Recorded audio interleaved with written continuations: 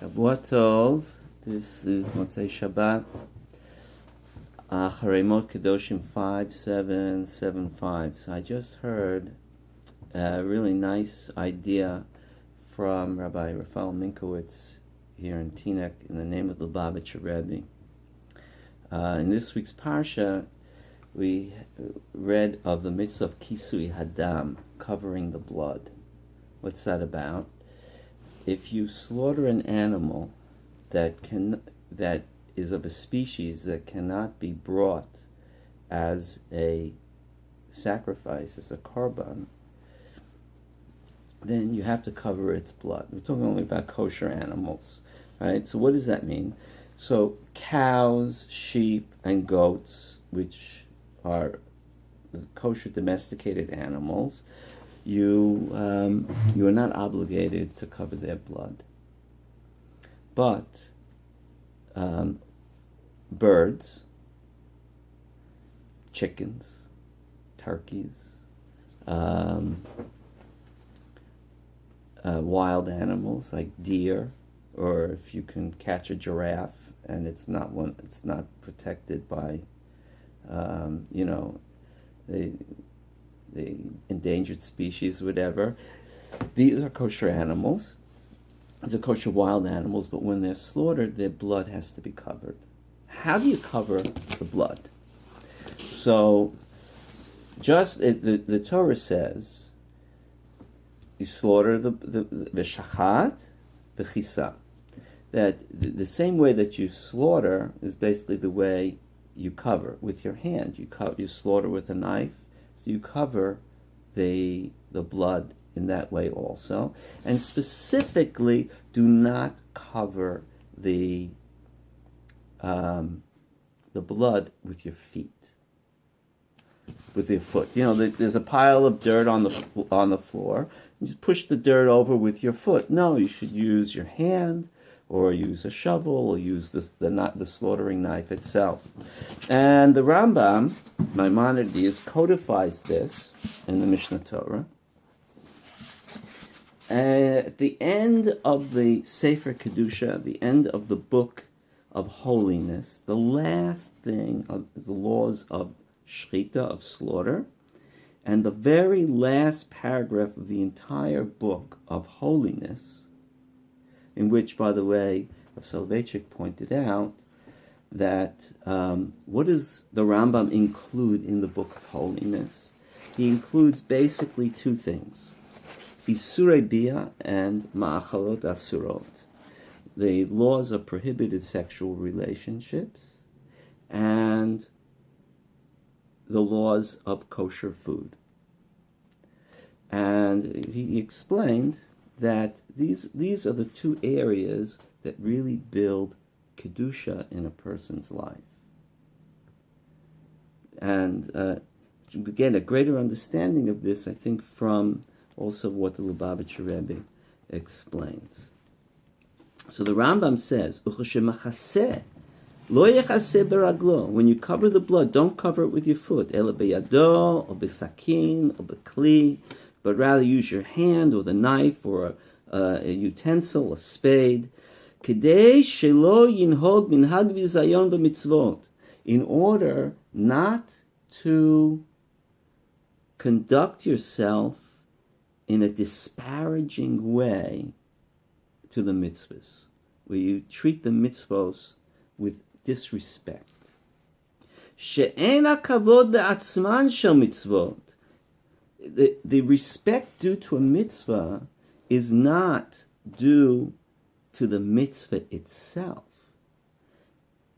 Ela lemi shetziva bahen baruch hu.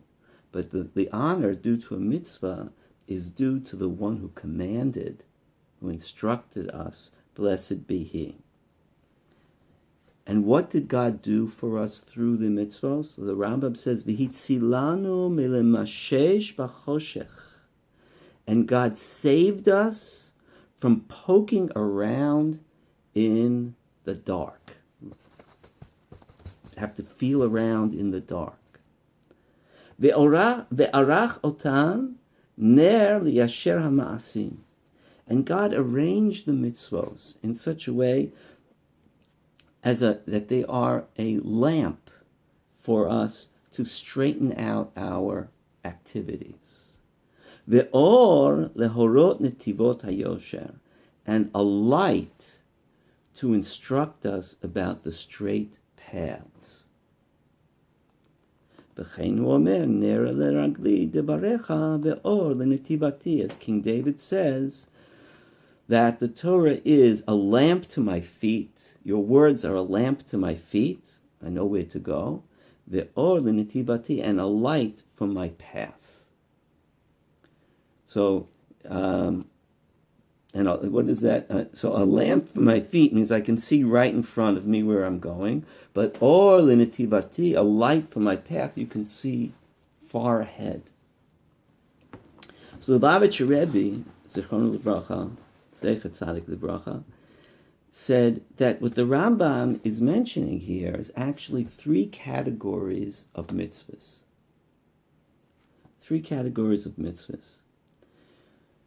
First, God saved us by giving us the mitzvahs milemashesh b'choshech, from poking around in the dark. And this refers to all the prohibitions in the Torah.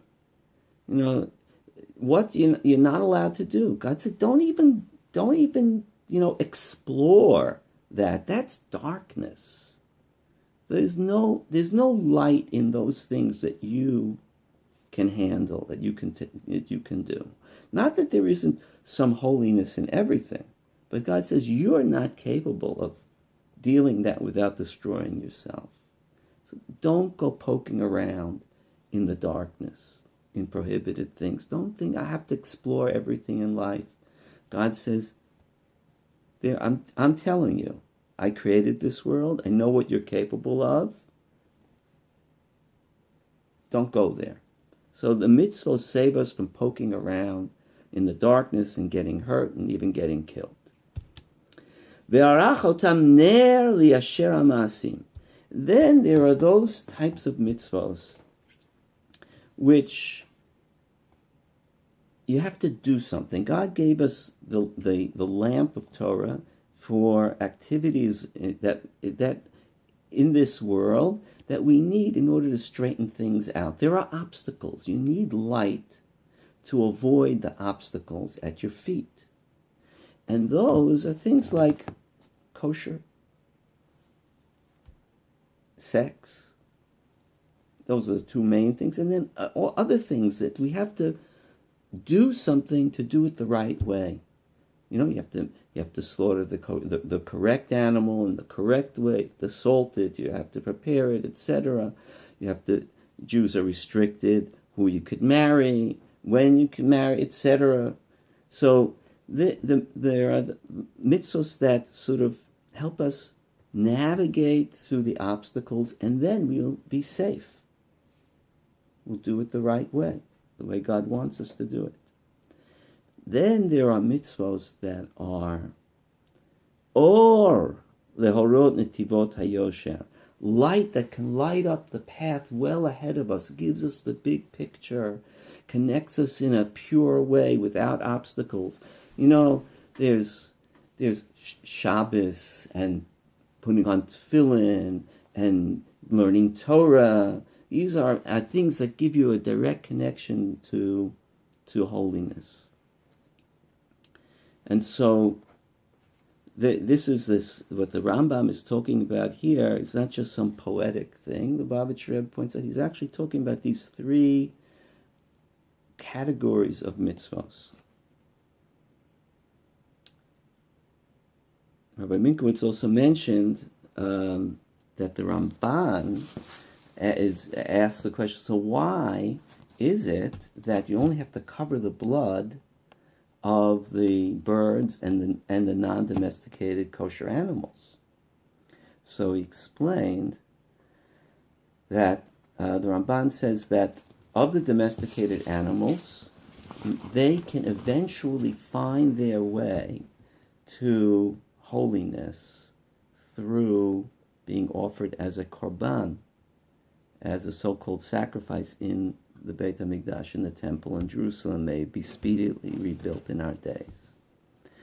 But these other things, like even though there are only just two birds, the turtle dove and the pigeon that can be brought in the as offerings, but there are thousands. There are only 24 categories of non-kosher birds. All other birds are kosher. The problem is we don't know which the 24 are. Can't fully identify most of them, so we don't know. So you have to know that a bird is kosher. That's another discussion. How do you identify a kosher bird? But basically, the vast majority of birds can never be brought as a sacrifice. And the wild animals like the deer and the giraffe and the buffalo could also never find their way to the altar in sanctity. So those things have to be covered. So ShavuaTovAcharei said like this: what is the blood? The blood is the life and the hot. It's hot. It's warm, right?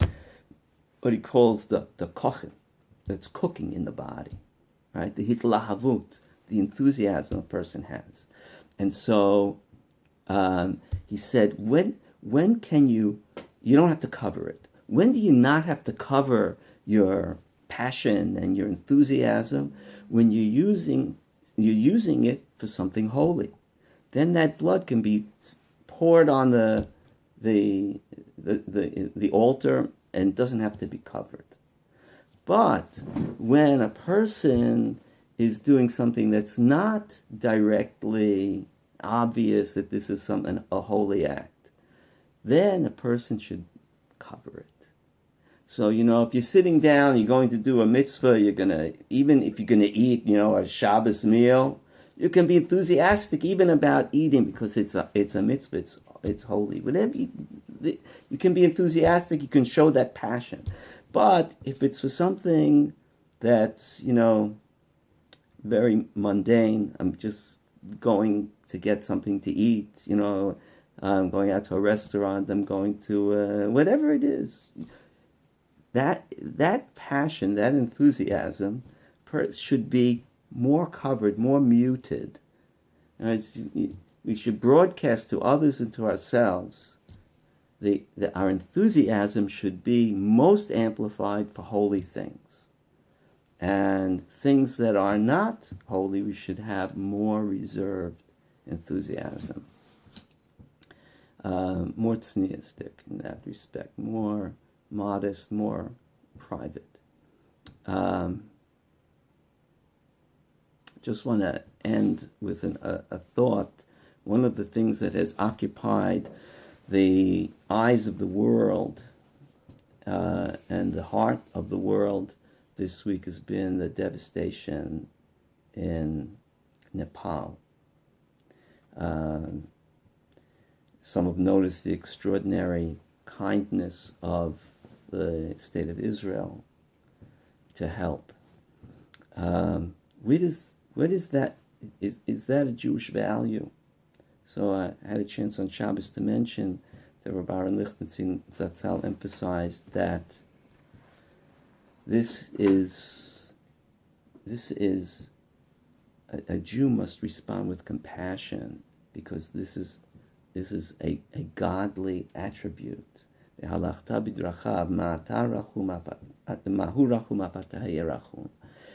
You should walk in the path of Hashem, which means that just as Hashem is merciful and kind and compassionate, you should be so also. Where does that fit into ShavuaTovAcharei's three-part section? I would suggest it falls into the third category. Or l'netivati, the light that lights up the whole path.